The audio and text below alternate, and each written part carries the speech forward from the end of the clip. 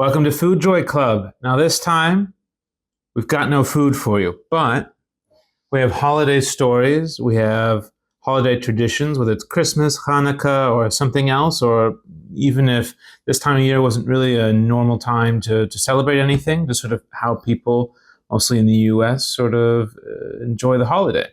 So with that, I reached out to the Food Joy community and said, hey, I'd love to hear from you. What kind of stories do you have? What do you want to share? What did you enjoy as a family? And even some came in with some really moving stories about how Christmas was not a happy time for them due to things happening at home with the family, and how they came to it later as an adult by turning Christmas into something that meant something to them. They made their own traditions. They found and created their own family, and in a way they sort of turned the story on its head and gave it a happy ending, making, say, Christmas or just the holidays in general a meaningful and positive time of year for them. Some of those stories are quite personal, and so I may not share them, but I did want to give a shout out to those who really opened up their hearts and shared those sort of deep and sometimes difficult stories. So thank you so much. And thank you to everyone else who sent in a little bit about their traditions. Definitely all over the map, which I love, as much as there are some traditional things that I know I'll be sort of talking about or reading off. It's really great to hear all the small and different things people do. So with that, I just sort of wrote them up, collected them all, put them in a single place, and I'll be reading off pretty much verbatim what most people sent me. And we'll see where it goes from there. Some of these stories are a bit shorter. Some, they really go in and sort of invite me into their traditions and their family, which was really great. So more than anything, just really appreciated all the things that people shared with me, and I hope to share with all of you. So without further ado, I'd love to share some of the traditions that I learned about. So this one comes from Jacob, and he said, for Thanksgiving, my parents have hosted the meal for as long as I can remember.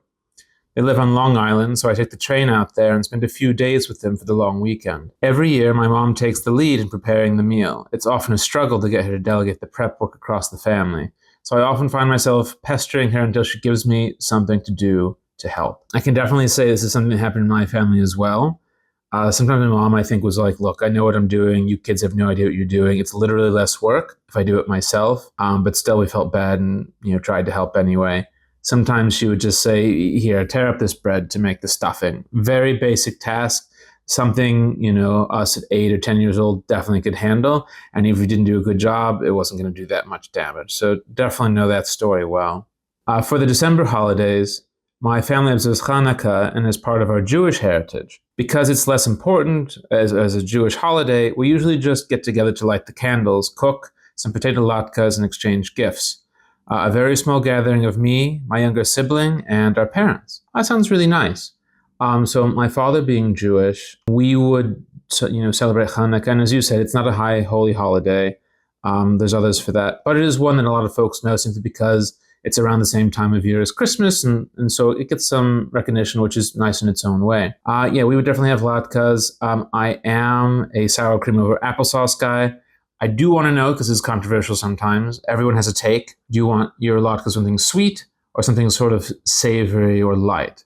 I'm definitely in the latter camp. But, my grandparents would come over, we'd go to them, we'd have a nice sort of family dinner, we'd have some traditional dishes as well. And it was really, really nice, really warm time of year, and nice to be able to get together. And of course, as a kid, loved getting the gifts. Also in December, we have a tradition of celebrating Christmas with some close family friends my mom grew up with. Every year, we go over to one of their houses for a Christmas dinner and celebration.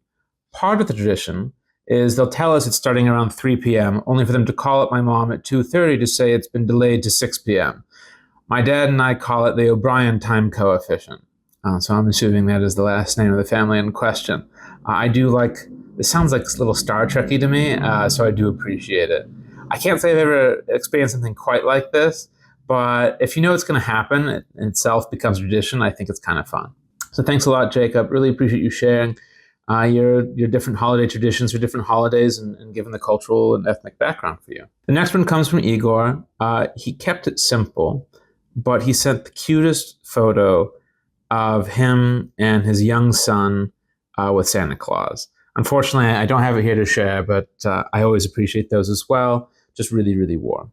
So he says, I grew up celebrating Christmas on the 24th. Usually we have an evening party with family and friends. Aside from the usual food, drinks, and music, we always nominate someone from our family to dress up as Santa and be the one that distributes gifts for everyone. This just sounds like a great sort of little family tradition, definitely with like extended friends and family. I would love to be there. This sounds grand, particularly if you're a kid, right? You've got all these different people. You've got someone dressed as Santa. You've got gifts. You've got, lots of food. I mean, what's not to like? So the next one comes from Rakesh. It says, hi, Michael.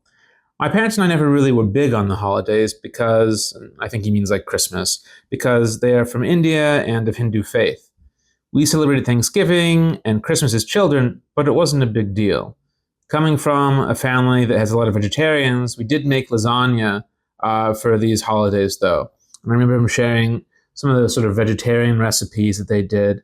And I love hearing stories like this because sort of trying to navigate incorporating sort of the traditions that people come with to a new place and bringing those together. I think it's always interesting to see how that works out. I know with my family it was the same, and there's so many stories out there where it's like, hey, Christmas was, in particular, was not really a holiday for us, but it being in the US where it's a big deal, whether it's culturally or religious, we sort of made it our own or celebrated in our own way to enjoy the holidays as other people do as well. So thanks a lot. So this one comes from Alex, and I had read this early and I did love it. It's great. So my family is pretty spread out, so we don't have consistent conventional holiday traditions. However, for the last few years, my parents have thrown a very merry and gay Christmas. So you've already got me here. I think it's going to be a lot of fun. They have over all their elder LGBTQ plus friends for a fun celebration. And I usually bring on a couple of my queer friends that don't have family to celebrate with. It's always such a blast. Last year's turned into a slumber party with a boozy brunch after. Honestly, what's not to love? This sounds great. Talking about being inclusive, bringing people in, whether it's different backgrounds or, friends who, particularly in a place like New York City, a lot of folks are from somewhere else. They don't have family locally. Maybe they can't make it back home. This is just such a warm way to bring people in and celebrate something lovely together. So thanks so much, Alex, for this one. So the next one comes from Sajad G. Growing up, we did not celebrate Christmas holidays since I don't come from a Christian background. All I remember is sometimes the national TV would show the Home Alone movie or on snowy nights. However, we do celebrate Yalda. I hope I'm saying that right, by the way. Apologies in advance, and do feel free to correct me in the comments. Which happens around the same time as Christmas, which is a secular holiday for the longest night of the year, which actually many say could be the origin of Christmas story, since Yalda itself means the birth. But in the context of our holiday, it is the birth of light, meaning the triumph of light over darkness, and the turning point of time when the daylight starts becoming longer than nighttime, and used to be celebrated across the Middle East and Europe in ancient times. So Sajjad, as I know, comes from Iran, and so I think this is a great story. Frankly, I'm almost a little excited to talk about some of the food because Iranian food's amazing. As anyone knows, any good holiday worth its salt has good food. No doubt this does as well. Thanks a lot for sharing this. We also received another story from Amanda, also of Iranian background, and also talked about this holiday. And it reminds me of so many friends I have, let's say, for example, like in Northern Europe, so Sweden or Latvia, whether or not that's Northern, is up for debate. But, Christianity coming a bit later to these places, they retained a lot of these sort of traditional holidays around the solstices, whether it's sort of the summer solstice or the winter solstice, and some of the celebrations, which obviously involve all sorts of outdoor activities, good food, being with friends and family. They're just this wonderful ways to spend time with people. All right. So the next one comes from Rima, and already off to a good start. Pancakes, Christmas morning. All right, you've got me. I enjoy this. You can't go wrong. I appreciate a good pancake. Putting on 96.1 The River, radio station that plays Christmas songs, to open gifts, giving the dog scraps from the Christmas dinner. Although maybe not the last one. Don't want to encourage people who don't know what to give their pets to give human food. That said, Rima, to be honest, we all do this. I know cats are lactose intolerant, but I also know that one of mine really loves dairy. So I will let her eat a little bit of butter or cream or something like that because I know it brings her joy. It's probably not going to do that much harm. So I think it's okay. This sounds like a delightful start of any Christmas day. I mean, you start off with a good set of carbs, Christmas music, gifts, family. What's not to love? So the next one comes from Christine, a little more straightforward. I don't know if any of mine are that unique. And for what it's worth, Christine, that's okay. You know, a lot of traditions are shared, and that's something that we all get to enjoy together. So I appreciate something that, you know, we can all connect with. It's mostly just watching the niece and nephew open Christmas presents and ordering an Asian food. Honestly, that is a solid tradition, and definitely one that I have done myself. Oftentimes it's Chinese food because, as everyone knows, and definitely, you know, with some of my Jewish background, that's what's open, and it's tasty, and why not, right? And obviously, there's probably some other types of food out there as well, but this sounds like a great way. And, you know, seeing the joy on little kids' faces, they open those gifts, I think is a gift unto itself. So that sounds great. So this one comes from Phil. I'm not including it here, but he did have a prelude. Basically, I had put in a deadline to get all these in. He's like, I swear I made it. He sort of did, and it was he made it before recording, so that was good enough for me. But more than anything, I just really appreciate the story. So when I was a child, we would often have Christmas at my aunt's house, since she had the biggest house, and they went full Anglo-Saxon Christmas.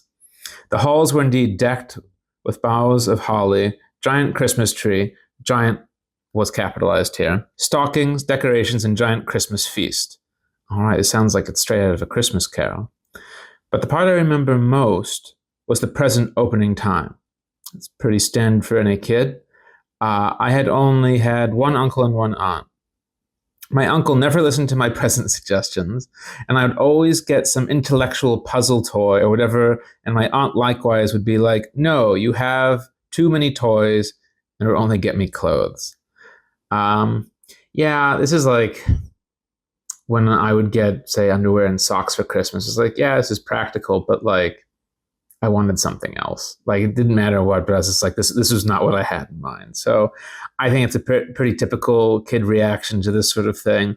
And a lot of adults do this. I try, when I give gifts, I'm like, I want something they'll enjoy more than anything, because I feel like that's the most important thing. All right. Since this was my aunt's place, her other side of the family was also there, and they had a huge extended family, which means a whole ton of gifts for my aunt's son, my cousin. So opening present time on Christmas was just watching my cousin open all these gifts under the tree of all these crazy-ass toys that I could only dream about. And me being there as a kid, being like, oh, this sucks, LOL. And that was the Christmas miracle. Well, this Christmas story was a bit of a doozy. I appreciate the narrative.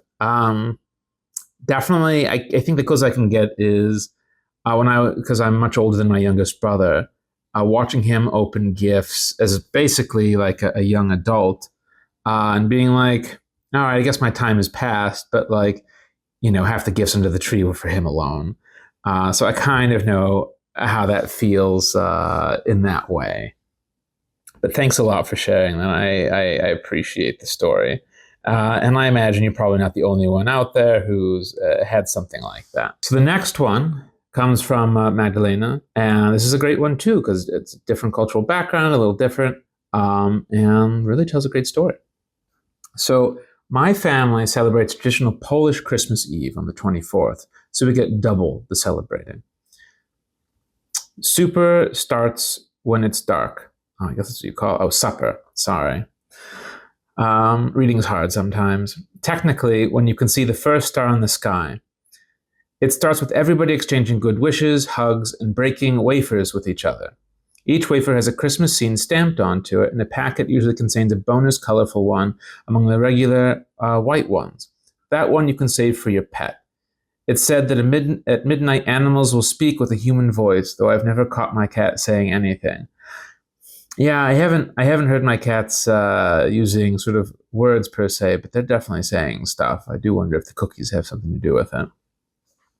It's technically considered a day of fasting. All right, I don't know if that's how Christmas ought to work, but I'll read on. And the food reflects that.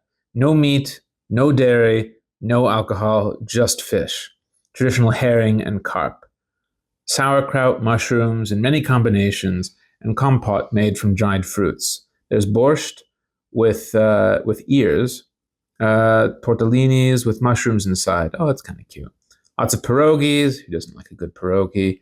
With sauerkraut and or mushrooms. Bigos, which is sauerkraut with mushroom. Noticing a pattern here. Salted herring, carp with carrots, carp and savory jello. All right, I wanna pause here. Carp and savory jello. All right, how do we feel about this? I will say I'm skeptical. I might try it, but I think I've seen recipes like this from like the 50s, and I don't know. But I would try it for science. Let me know if this is something you've made or had, or you'd be curious about, or what you think about it in the comments. Would love to know. There's also rice with raisins. Oh, that's delicious. And poppy seeds. Altogether, 12 dishes at least, and you must try a bite of each, as however many dishes you have a taste of is how many months next year you will have good luck. Checks out. There's always a bonus empty table setting at supper for a wandering stranger or unexpected guest, as no one should be alone for Christmas. After supper, Santa comes and there are presents. Well, this sounds nice. Honestly, you say it's a day of fasting, but aside of some of the things you can't have, it sounds like it's pretty generous on the food front. Definitely some cool stuff that I'd be curious to try and a little different. Well, thank you so much, Magdalena. I appreciate you sharing your holiday traditions. Now we come to a great one that I received from Vicky. I'm originally from Trinidad and Tobago, and even though I now live in New York, Christmas still feels Trini at the core for me. It's never just one day on the calendar. It turns into a whole season of getting the house in order, cooking plenty food, playing music, and sharing time with family, neighbors, and friends. On the island, the lead up to Christmas really begins about 100 days before December 25th. All right, I definitely recognize this story just from being out in Asia, having a ton of Filipino friends. Christmas is huge there, and some people joke that it starts in September. So far, so familiar. As that time comes in, families start to fix up the place, doing little repairs, repainting, and changing out curtains and bedding in the bedrooms, kitchen, living room, and dining room.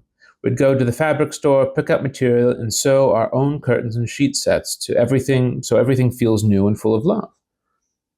During the countdown, radio stations like Sweet 100.1 FM set the tone, with parang, soca parang, and traditional Christmas music on heavy rotation, so the whole country feels like it's easing into Christmas long before the big day.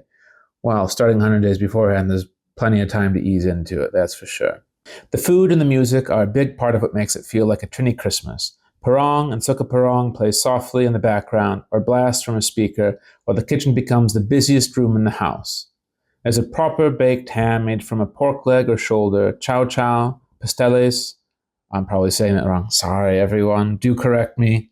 Gira chicken, gira pork, and classic Trini Christmas drinks like sorrel, ginger beer, and ponche de creme. That sounds great. Black cake is almost non-negotiable. Made with mixed fruits that have been soaking in wine or rum for months. Oh, okay. I've had stuff like this where it's like what do you call it, like a Christmas pudding or just so many stuff where it's basically, in my experience, like some sort of denser cake thing with like dried fruits and nuts and such. But the consistent thing across all of them, and then across all of them, is that you then soak it in booze. And I believe this is the key ingredient in what they call being made with love. So totally get that this is requisite. So yeah, it's made with mixed fruits that have been soaking in wine rum for months and then baked into a dense, dark, fragrant cake for the season. Spot on. One of the things that makes the day itself so special is the early morning paranging, when family and friends move from house to house. In the area where I grew up, my grandparents' home was known as the starter house. From around 4 a.m., neighbors would start to roll in, share a drink, and cut into the slow-cooked ham with chow chow, pasteles, gira chicken, gira pork, and whatever else was on the table. And then after a little while, the whole group would head off to the next home. At every stop, the crowd gets a bit bigger, the music gets sweeter, and the laughter gets louder. I'm sure the booze helps. The elders who stay back keep the pots going, seasoning and roasting meats, putting ham and turkey in the oven, making macaroni pie. Curious. I'd love to see like a photo of this and get an idea. Right now, I'm just thinking macaroni in pie shape form. which I would definitely try.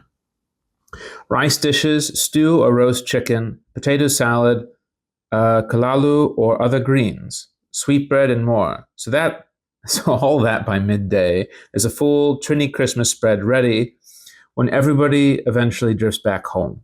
Even now, when a house smells like ham and homemade bread, parang or carols are playing, elders are gathered in the kitchen, talking and laughing, and family is checking in from near and far. It immediately feels like Christmas in Trinidad again. Those island traditions, early morning visits, big pots on the fire, music in the background, and plenty of love still shape what the holiday means to me today. Happy Christmas, Vicky L. Well, happy Christmas to you too, Vicky. I really appreciate you sharing this story. I think this just sounds amazing. Just the way it's not just family and friends, but it's sort of everyone you know in the neighborhood or maybe the village or town you live in. I think this is a wonderful tradition, and I really appreciate you sharing it. And for all of you who have your own traditions, whether it's different from this or something similar, I'd love if you chime in. Share yours in the comments or write into us. You can write via email, michael@foodjoyclub.com. You can do it in any of our DMs on socials, YouTube, you name it. And we'll be happy to share those and just sort of get a sense of all the ways in which people enjoy different holidays during this time of year. And with that, I wish everyone a very happy holiday season and a wonderful new year.